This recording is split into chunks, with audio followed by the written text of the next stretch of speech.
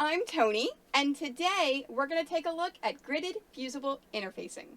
Gridded fusible interfacing is an easy way to create quilts. I used it to create the exhibit that I did with the Casey Renee cosplay. I took pictures of her in her cosplay gowns, her award-winning cosplay gowns, and I turned them into quilts. I use the gridded fusible interfacing to do it. It's super easy to use. It's easy to do all sorts of things. Not just pixel quilting, but watercolor quilts and bargello quilts as well. So let's take a look at it. First, what is gridded fusible interfacing? It's exactly that. So it's an interfacing that is fusible. So it has one side that's smooth and one side that has dots on it. It's like little rough dots. That's the glue. So whenever you're placing your fabric down, you always want to use the glue side. So why do you use it? Well, the gridded part has grids on it. There's different kinds of grids. This one is the 1-inch grid, which is going to give me a 1/2 inch finished square.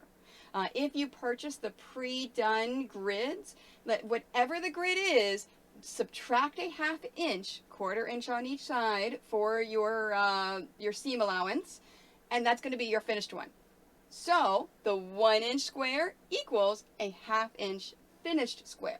And that's what we're going to be using today. There's all sorts of sizes. There is a 1-inch, there's a 2-inch, there's a 2.5, there's a 3-inch. If you want the 2.5 inch finished, there's all sorts of great sizes that you can use. There's also different brands. I personally like the Quilt Smart brand, and that's actually what I carry in my online shop. Quilt Smart it's lightweight, it's easy to use, the glue holds, it's easy to sew through, it's really nice. There's a couple of other brands that are really, really nice as well. But if you think to yourself, Tony, I have fusible interfacing, can I just do my own grids? Yes. If you want to take the time to draw your grids onto your fusible interfacing, you can do it yourself. It's that easy. It's a little more time consuming if you decide to do it yourself, but let's say if you want an odd shape. Let's say if you want a 3/4 inch finished square. Well, in that case, then you want to draw your lines on, because there's no 3/4 inch finished square that I know of that I've seen. So there's a couple of different options with that. Easy to use, so let's use some. When you're using your gridded fusible interfacing, make sure that your actual interfacing, that your canvas is what I'll start calling this.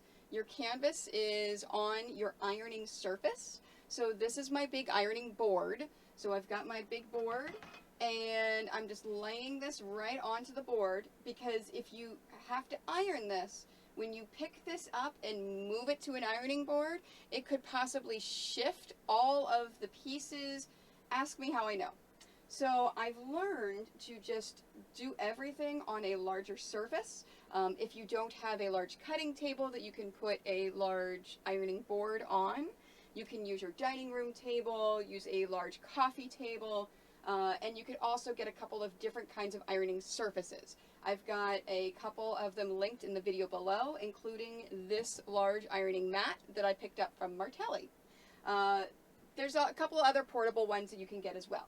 So I've got this laid out. It is the fusible side up, so the glue dots, if I feel them, it's rough on this side. It is facing up so that I can lay down my pieces. Now, the traditional way of doing this is just cutting out one piece at a time and laying them down. So we've got this, and this is, I'm just going to lay my pieces down one at a time. And this is what I'm making this quilt, is I'm actually doing a bargello. You can do this with bargellos, water quilts, you can do them with pixel quilts, all sorts of things. So I'm going to keep laying these pieces down one at a time, and then we'll speed up the video whenever I reach the center, which I'm going to show you something different.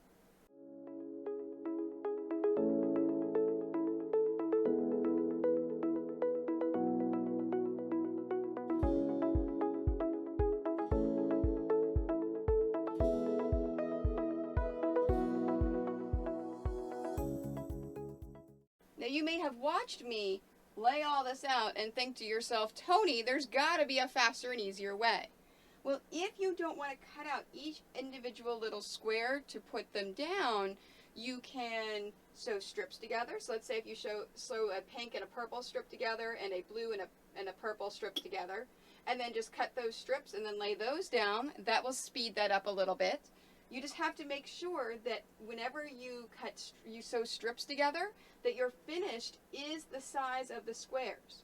For example, these are 1-inch squares because remember they're 1-inch printed squares on the gridded fusible interfacing. So if I were to sew together a pink strip and a purple strip ahead of time and then lay those down, I would have to make sure to have a 1¼ inch strip of pink and a 1¼ inch strip of purple. Include those seam allowances and then lay them down. I find it's easier just to cut them out and lay it down whenever you are doing a design like this. Now you may notice I have that big old hole in the center here.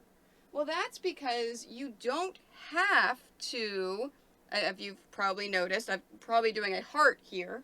You do not have to actually cut out each individual little thing if it's all the same color. So in the case of my heart, I've cut out the long strips that I can put together.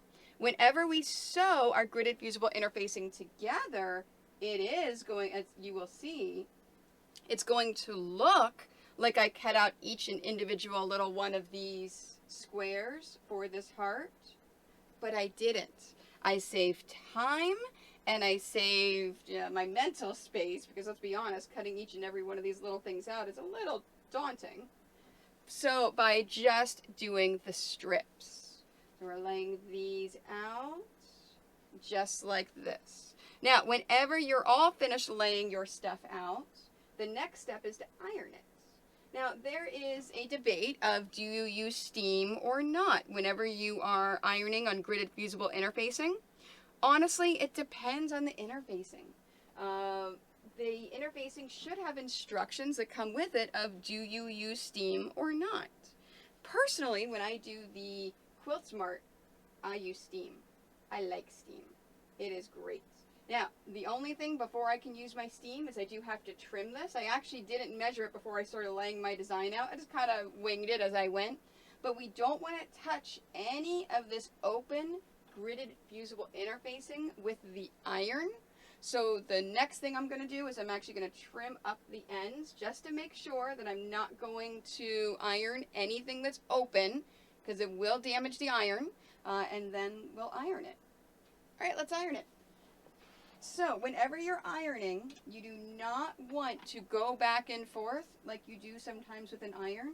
You want to press it down and lift it up. So I joke whenever I use gridded fusible interfacings, like the old Saturday Night Live skit, we pick things up and put them down. Pick things up and put them down. If you have to think about that over and over in your mind, then do so. Because what that does is it prevents your pieces from shifting. You do not want your fabric to shift and move as you're doing it. And make sure that it's got a good stick on it. I normally do about probably like 10 to 15 seconds per area just to get it to stay down. And then after I finish picking things up and putting them down, then I will go back through and do an actual iron back and forth when it's not going to shift the fabric anymore. Now, what if you have multiple panels? Well, in that case, go ahead and do your design like this on multiple panels, and I will show you how you assemble those panels together when we do our sewing. All right, let's do our quick iron. Make sure that everything is nice and secure. All right, let's go sew it. To sew our gridded fusible interfacing, we want to decide, do we want to go horizontally or vertically first? It doesn't make a difference which way you go, but if you have multiple panels, then that will make a difference.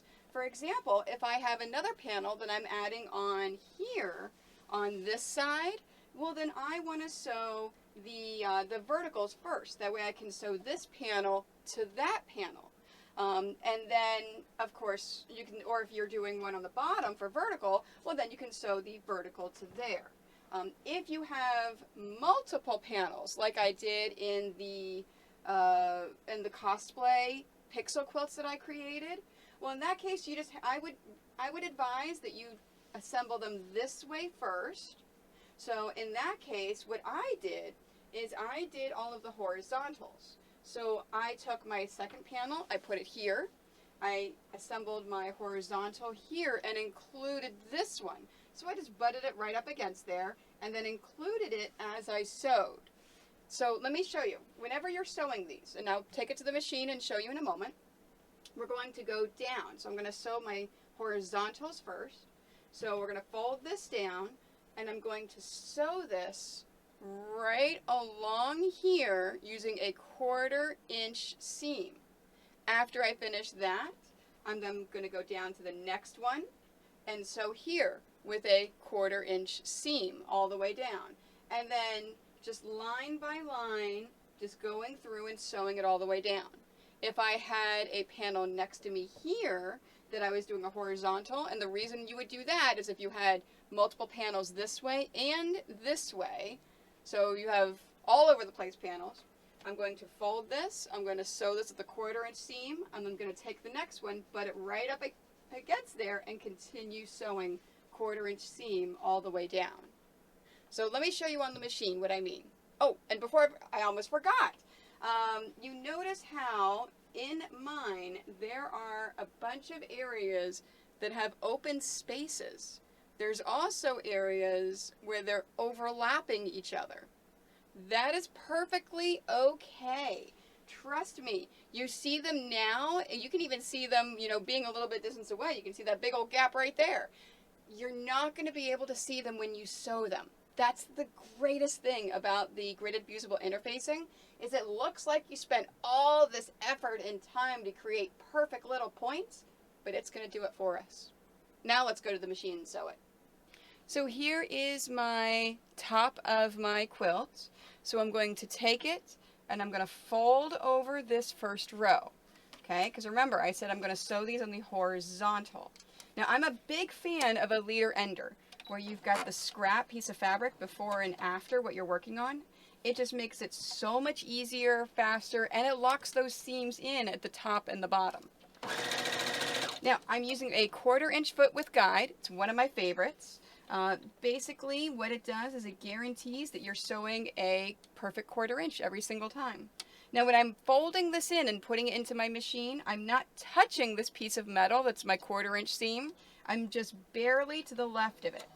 And then I'm just going to sew this all the way down and try to keep as perfect of a line as I can. And you notice how it just wants to fold over all on its own. It's really great. Now, I say as perfect of a line as you can, but you're not going to have a perfect line. So you actually can see the lines here. You can see these dotted lines. That is what I'm folding it on. So if I've overlapped it a bit, it's going to make sure that it makes up for it by making sure that that folded line is what I'm actually folding for my seam. All right, all the way down. Now, when I reach my bottom, I'm going to take my scrap fabric and put it in and free my project, and then do it again, but for the next row. Now, here's the biggest thing that people get into trouble with. Whenever you do the next row, don't fold it back over again, because then you're sewing your project into it. Make sure that you pull this out and you fold it over. Trust me, I have seen people do it, and it's very easy, especially if you don't think about it as you move along. So I'm going to finish sewing all my horizontal rows. I'll speed up the camera and then we'll come back and I will show you how to do the vertical rows.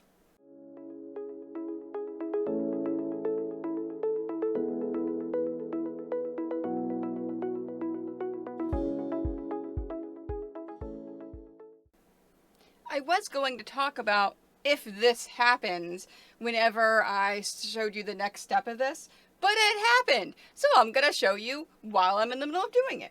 As you are putting your quilt in the machine and you're going over and over and picking it up and moving it and doing all the things, your pieces may start to peel off. If that happens, it is totally okay to go back and re-iron them. Because remember, this is not supposed to be permanent. It's just supposed to hold it and stabilize it while you're doing the steps. But what happens is as you're sewing it, if a piece, you see here the pieces come down halfway, if a piece starts to fall. Well, if you notice that, then make sure that you fold it in, because I'm not going to go back and re-iron this piece now. Fold it back in there and then sew it. And once it's sewn, it's perfectly fine. See how it's nice and in there now? Okay, I'm going to speed up. I'm going to keep finishing this and then we'll show you the next step.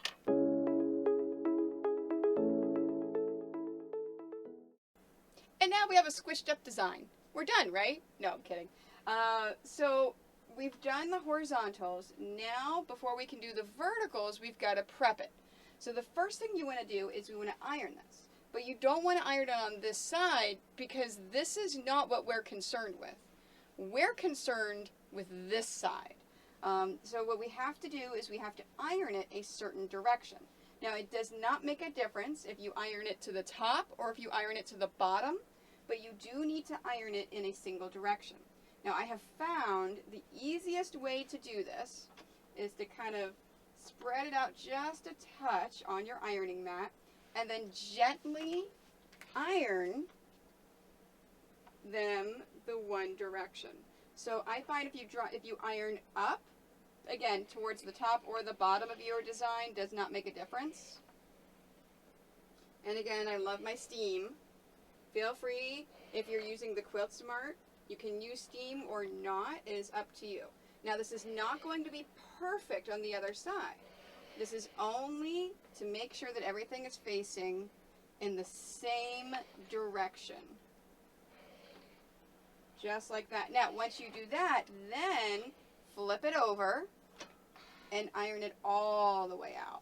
So at this point, this is when you want to stretch it and then try to iron it as straight and as flat as you possibly can. But by doing the opposite side first, it actually helps lay the groundwork for this main ironing. So this just actually may take a little bit because you got to make sure that it's all the way out, especially if you have a larger quilt. It takes a little while. Those cosplay quilts took me a really long time. I would say about 5 to 10 minutes minimum each to get it all ironed out. There we are. And then you notice how I'm pulling on the top as I'm stretching it. And then do the other way. There we go. Almost done. It is almost good. Now, it looks like we've got a super shrunk heart, right?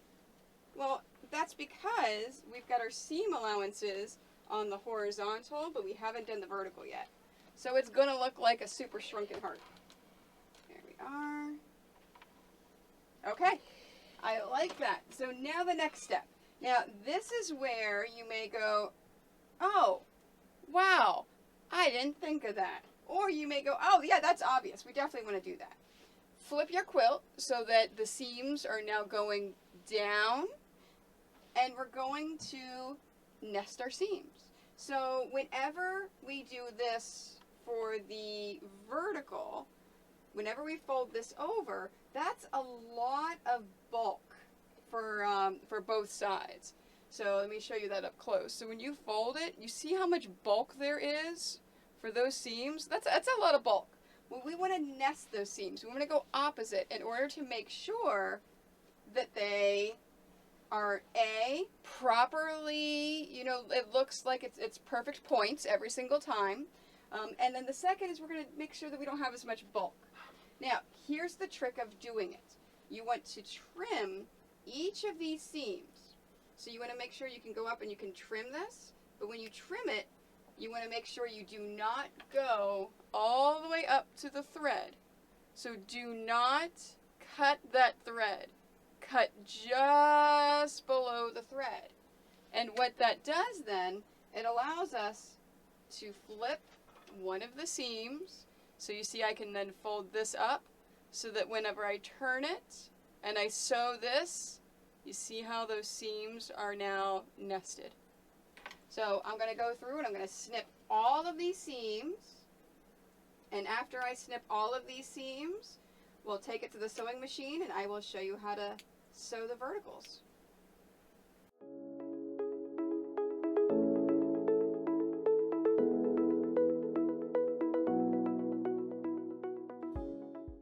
Now when you're snipping the seams, please pay attention. You want to make sure that you're snipping the seams right along this dotted line. If your fabric, so if you've cut out squares like me, if they don't perfectly line up, I'm looking for one. Oh, there we go, there's one. If they don't perfectly line up, you do not want to snip the seam. Oh, I can't really show you. There we go. You do not want to snip the seam where the two of them meet. You want to snip it on that line. So you see that one there, how I've snipped it on that dotted line, but I've definitely am off of where it is. So, oh, there's a bunch of them now that I've got it all up close and I'm looking at it. So it doesn't make a difference if it doesn't line up. Snip it along those dotted line seams because it will line up now. Now what we want to do is we want to make sure wherever, if we're going up, down, doesn't make a difference. Mine in fact is upside down, but have your seams going down. It makes it a lot easier, trust me.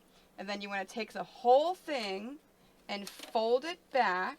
So before I was going up like this one I'm going in, so I'm going under. So I'm going to fold this back and then start sewing.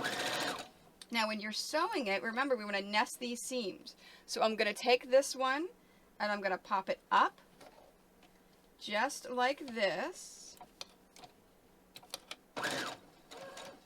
And then as I'm going, I'm going to pop it up. Now the bottom is going to automatically lay down towards the bottom, so that's easy to go. All right, so I'm going to zoom in so you can see a better look of what I'm doing. All right, you see how the bottom is laying down this way? And then what I'm going to do is take it and fold it up. Now, if it doesn't go up, then lift up the presser foot and then put it down. But you want to make sure that they are opposite, that your seams are nested. Just like this.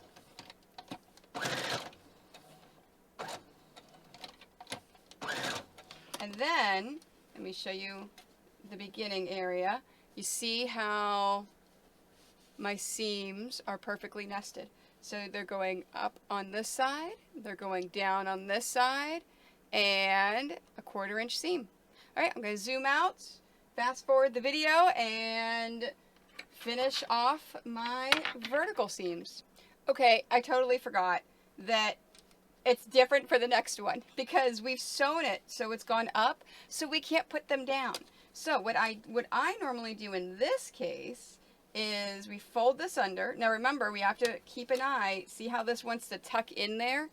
So you've got to make sure that this pulls out all the way. That way you don't accidentally sew it into it.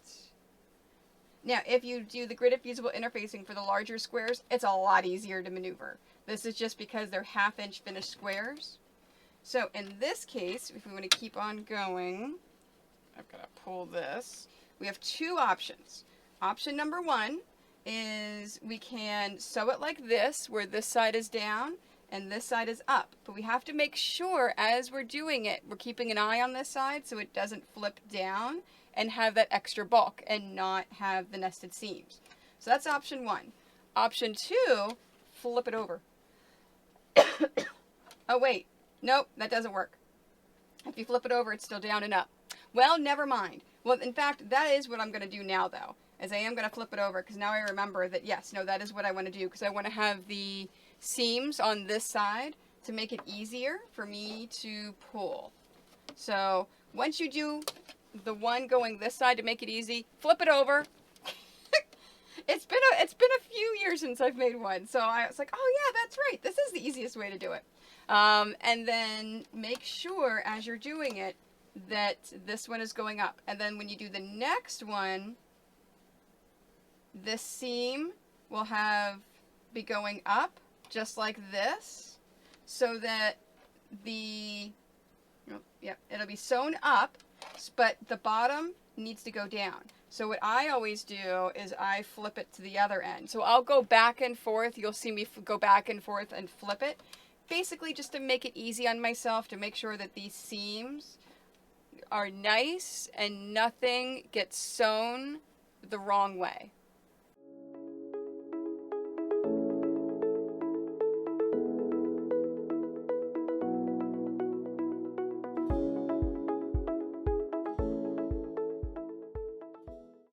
As you are working on this, you may have noticed that for the verticals, the more you do, the easier it gets.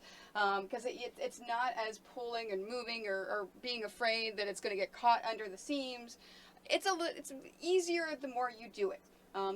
Surprisingly, the larger the project, the easier it gets the more you go along. All right, so let's iron this. Same exact thing we did for the horizontals.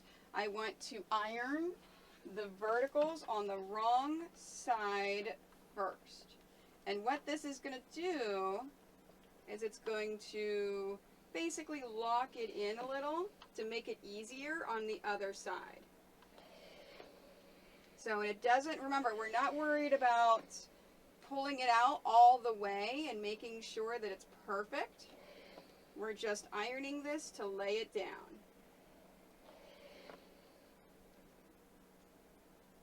Are, and good. And then we're going to flip this over. Oh, and look at that. There's my my little mini bargello quilt. All right, so same thing. So we're going to iron these straight out. Now you notice how the edges are about 3/4. Well, that's taking into account that seam allowance. So if you add borders, if you add binding, whatever you do, whenever you finish this off, it's going to be a 1/2 inch all the way across. That's, of course, if you choose the 1-inch squares. There we are.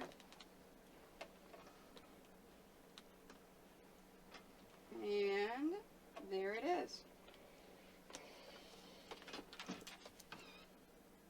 And there is my lovely miniature bargello quilt. I bet whenever I said they were 1/2-inch finished squares, you didn't realize it was going to be this tiny. Because we basically took this quilt and turned it into this. So it is half the size of here. Now remember, if you want 2-inch finished squares, you want to get the 2.5-inch finished grid, or 2.5-inch grid for 2-inch finished squares. This is the 1/2 inch. So this is for little tiny ones. And of course, as you look at it, once I finish this quilt off and put a border on it, everyone's going to look at it and go, oh my gosh, you did so much work with all those tiny little 1/2-inch squares. No, I really didn't. You saw how easy that was. So thank you. That is our gridded fusible interfacing. Thank you so much for watching the video. Don't forget to like my YouTube, like this video, and follow my Facebook, Instagram, Twitter. I stream live on Twitch. I also do TikTok now and then, mostly not, but you never know. But I also have the Quite Nerdy Quilters Facebook group. So come join us, show us what you're working on that's super nerdy, because we're a bunch of nerds.